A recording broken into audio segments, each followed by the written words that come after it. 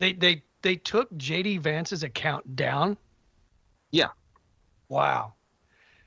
I mean, they're just up to their same old tricks, and it's just not even popular, man. It's actually growing less and less popular. The ones that are sticking with it are getting more louder and more obnoxious and more committed to their insanity, but they are becoming less, man. And it's like it's everything that they're doing is like guaranteed to be a failure for them. That's the thing that's just so scary. Yeah.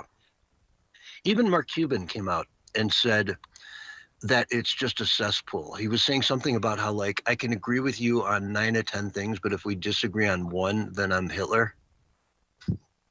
You know? And we've been talking about that forever. It's just sort of the mentality that's being taught these days that, you have to toe the line all the way down the line from top to bottom on every single issue, or you're Hitler.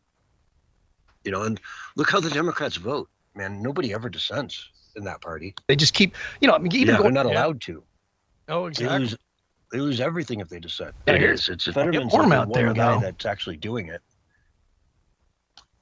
And then, of course, Hollywood is like a whole political realm in and of itself, too. That's why they all sound exactly the same, like a bunch of clones, programmed robots that have no mind or thought of their own. They all say the same thing. I was watching that video again about where all the Marvel Avengers got together for a PSA, and they were talking about, oh, I'm voting for Kamala. Kamala's so great. We need to come up with a slogan for Kamala. Down with democracy, they decided. And I was like, yeah, you guys are taking down democracy. Yeah, the democratic process, you're killing it. And, but it's like them even doing that, like that turned people off from Marvel Avengers. They didn't even want to watch it because how can they get everybody, all the stars in the movie to be on the same page? Yeah. Unless of exactly course, just cloned robots, which they are.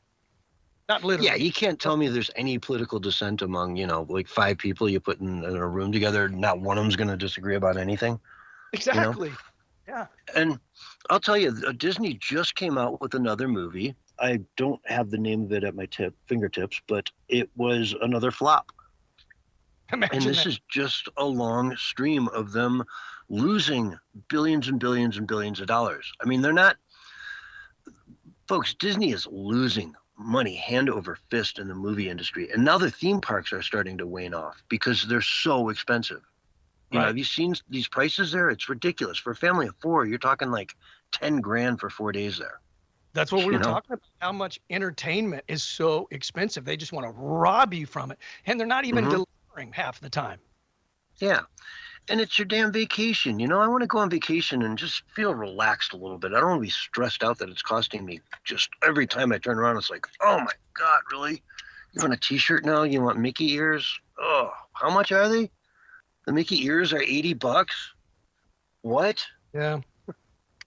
They, get them out of China for like 50 cents a piece. Like, where's the Temu version of the Mickey ears?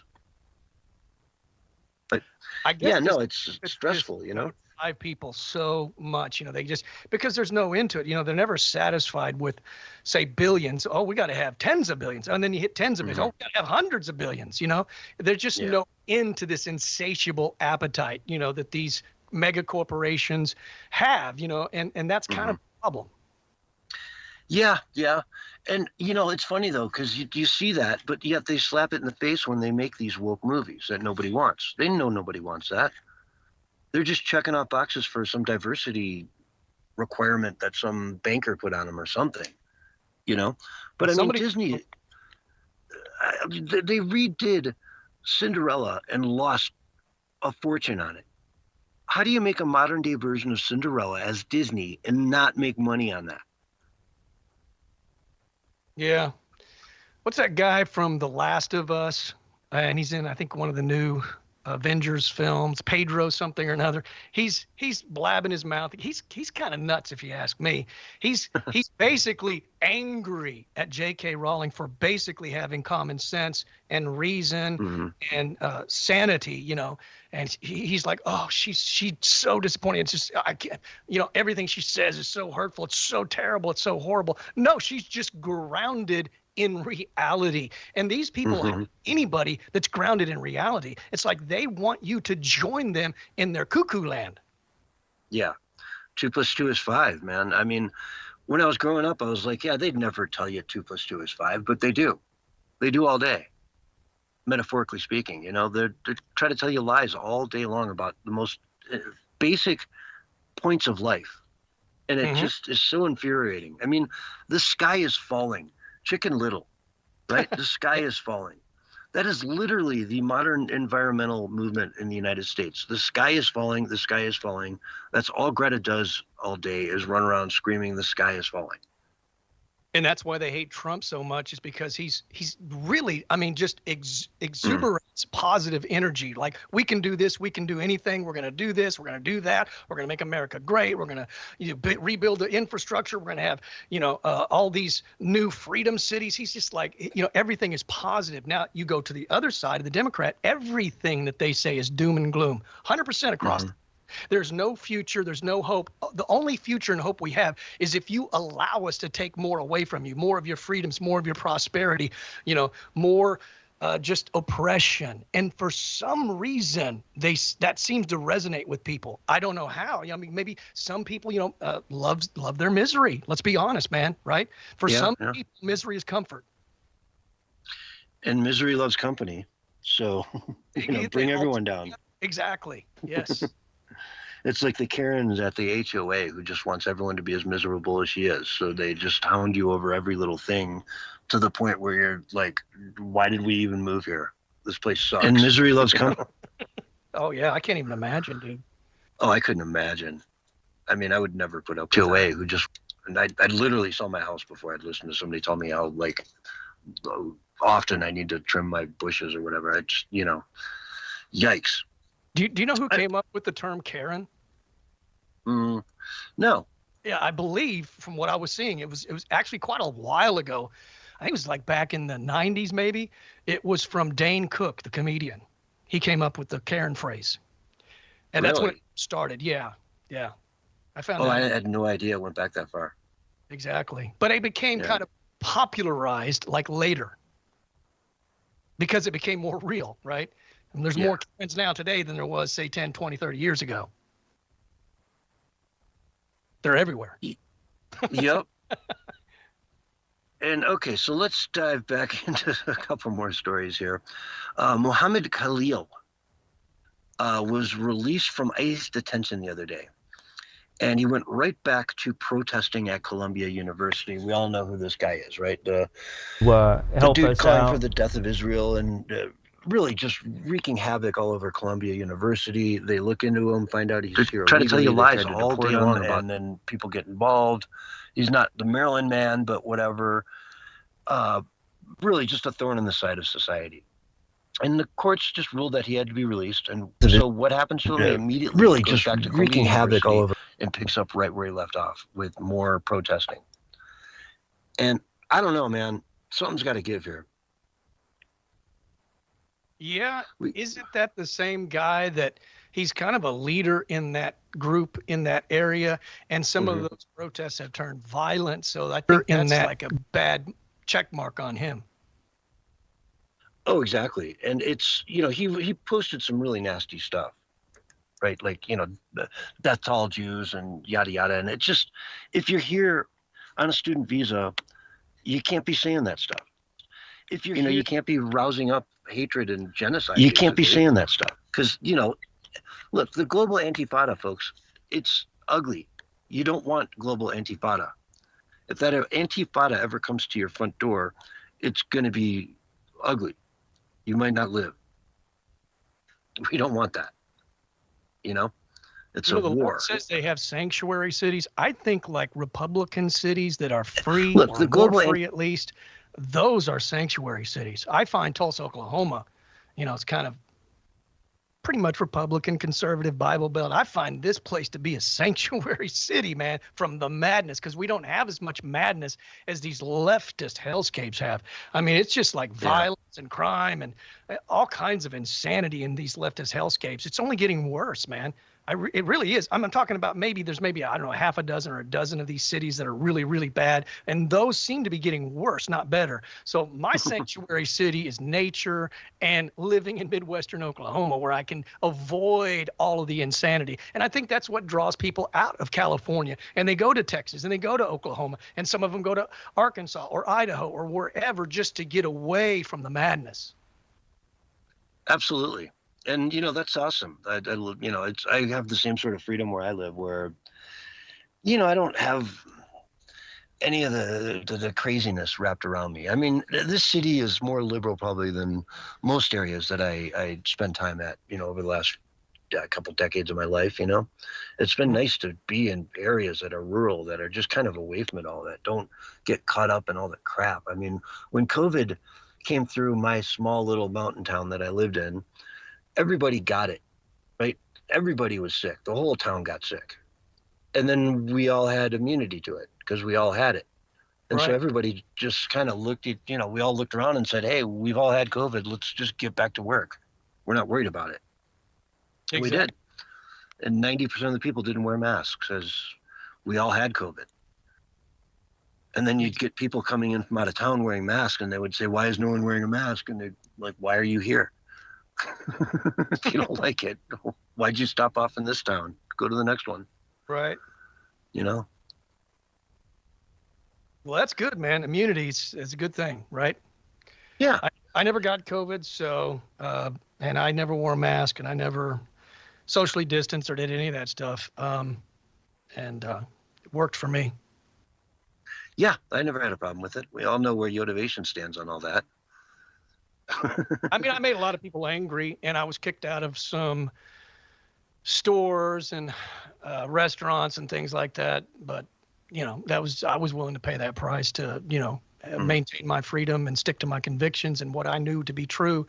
And that was there's no mask or social distancing was going to make any difference whatsoever, because I looked at the peer study reviews and found that the mask did nothing. So I'm not going to go down a path of dehumanization and demoralization. I went to this to Cece's Pizza, and I got to know the manager real well. And he had to wear a mask because they made their employees wear a mask. And the day that they allowed them to take the mask off, he came up to me and said, hey, man, what's going on? I had no idea who the guy was because I'd never seen his face. I'd only seen his eyes. And I was like, what? And he's like, it's me, man. And I was like, I did not know, man. I've never seen your face. Never. I mean, this was all part of a demoralization and dehumanization agenda. I don't doubt you, my friend. I don't doubt you one iota. We all watched it play out. We all lived it. And we all know it was just a horrible, horrible, horrible portion of history. Yeah, some people died. There's some people that aren't with us today, but nothing like what they led us to believe it would be like, Sure. So, yeah.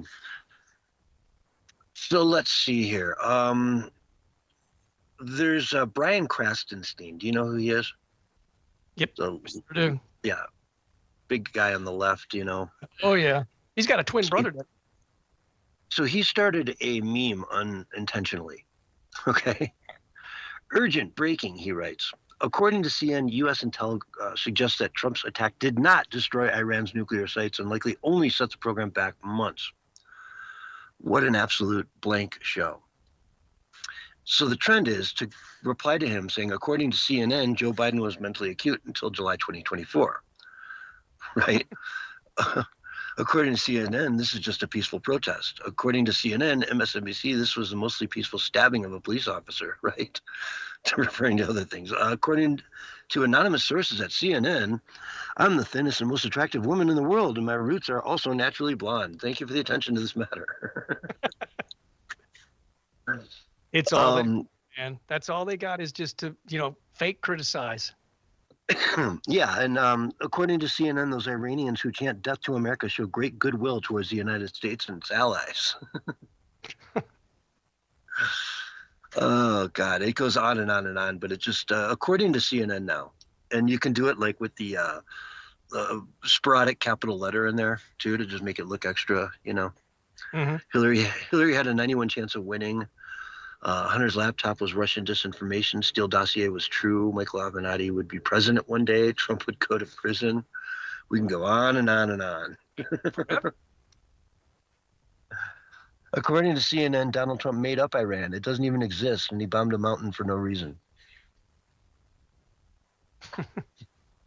Yeah. But yeah, so whenever you see someone, put out a CNN post, just write according to CNN in the beginning of it, even hashtag it, and we'll make it a thing. The Conspiracy News Network, or as some people call it, the Communist News Network. Or the Clinton News Network. Oh, there you go. I hadn't thought of that one. Oh yeah.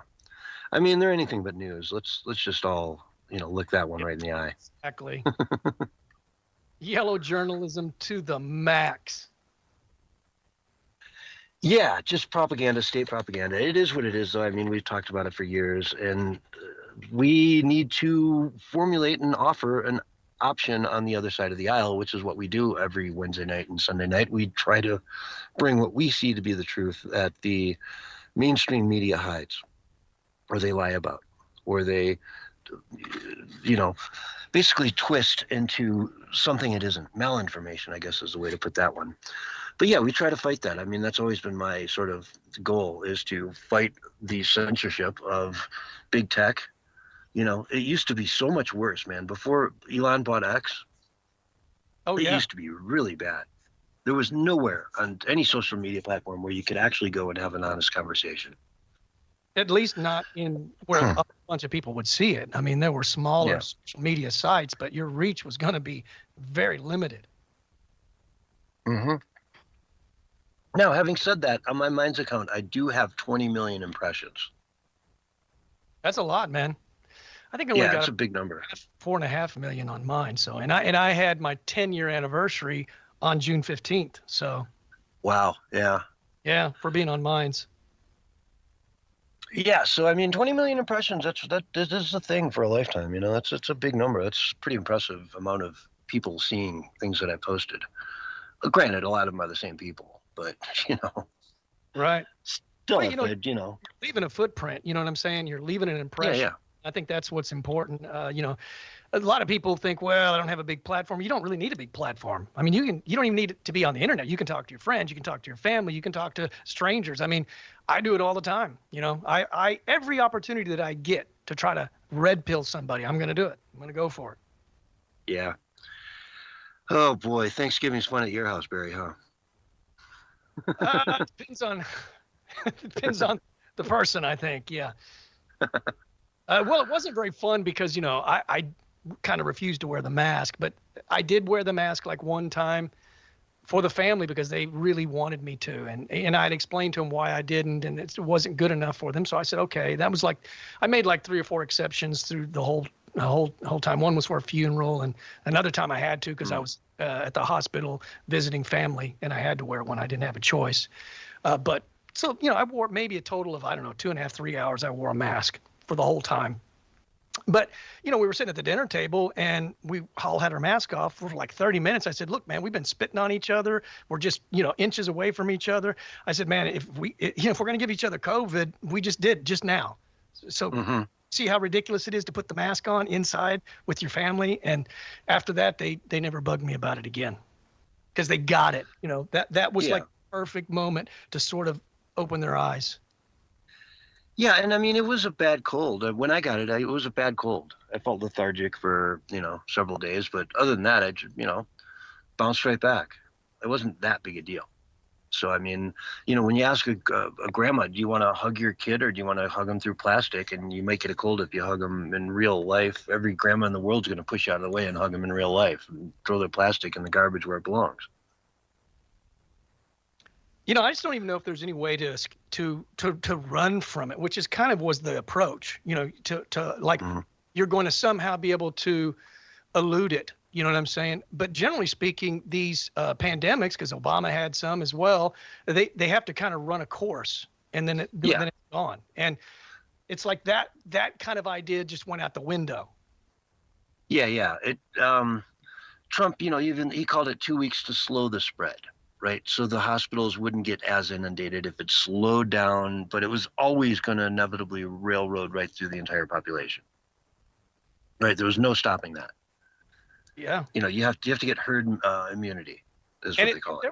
There were studies that came out that people that like locked themselves up were more likely to get the COVID. And I think a lot of that is because, you're not, and because they were over washing their hands. So they were killing the good bacteria as well. I mean, the stuff they did was just wrong and bad and made you more susceptible.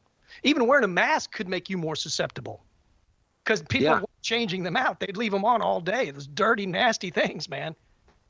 Yeah. Or like they had that one nice designer mask that they love so much and they'd wear it like every day at work for a week. I mean, forget, little kids, how about them trading masks at lunch and you name it? I mean, remember when Alyssa Milano wore the yarn mask?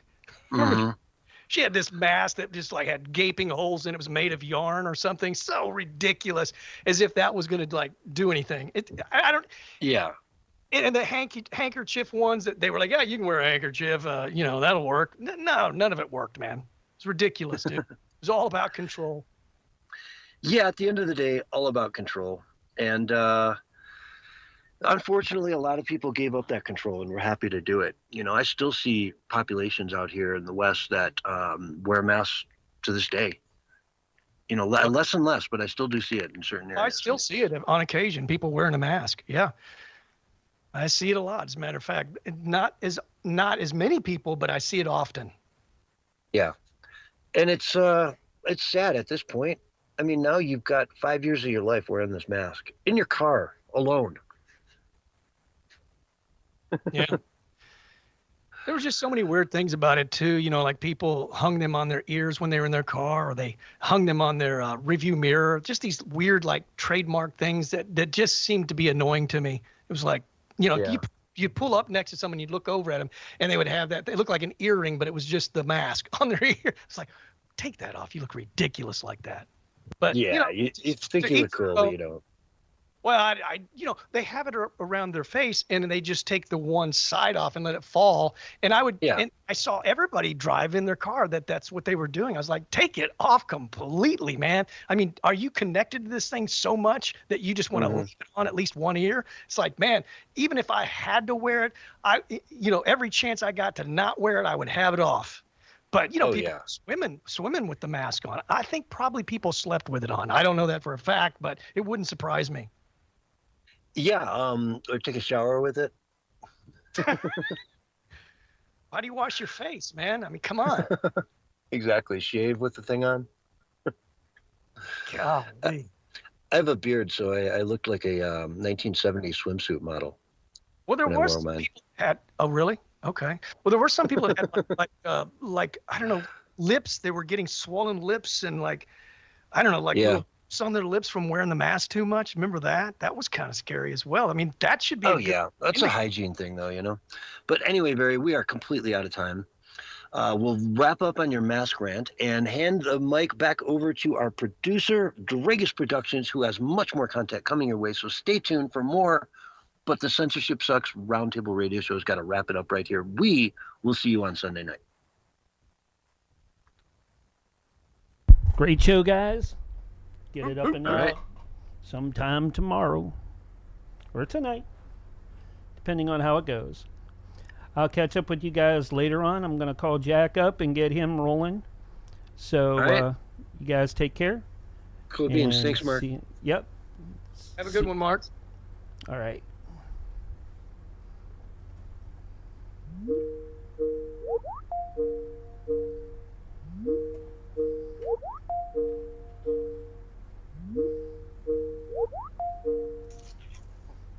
Hey, Jack. Oh.